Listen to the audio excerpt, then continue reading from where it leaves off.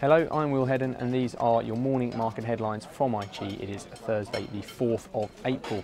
Now the FTSE's down at 15 at 64.05, but the big news of the morning has come from Japan. Ben Bernanke definitely having a policy ally there, with Mr. Kuroda finally making good on his promise to do what it takes to get inflation back to 2% and get the Japanese economy moving.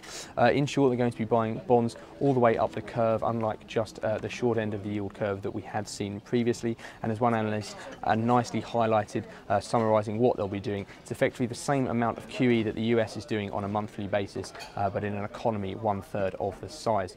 So a very aggressive move in dollar yen as a result of this 95.40 we see trade now, having gone into the announcement overnight around the 93 level, and obviously this has been seen as quite an important step on the road to Japan's recovery.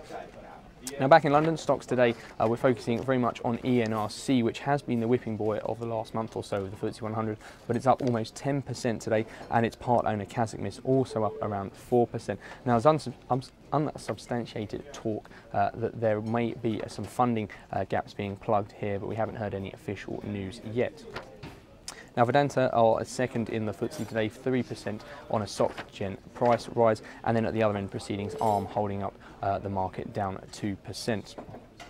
Now we just had UK services PMI hitting the wires, and that's been very importantly looked at this week. Lots of talk that we will avoid a triple dip recession in the UK, and the number certainly pointing towards the positive 52.4. We're expecting 51.5, and that's better than the 51.8 for February, so perhaps some light at the end of the tunnel.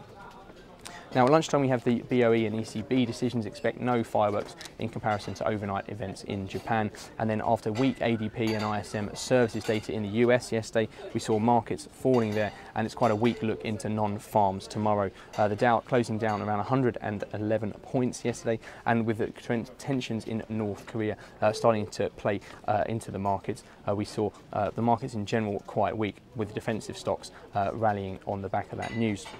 Today we see the Dow up around 50 points in mid-morning trade here in Europe, and it's 145.95 as the opening call. That's it from me. Do check out Insight for more news and analysis.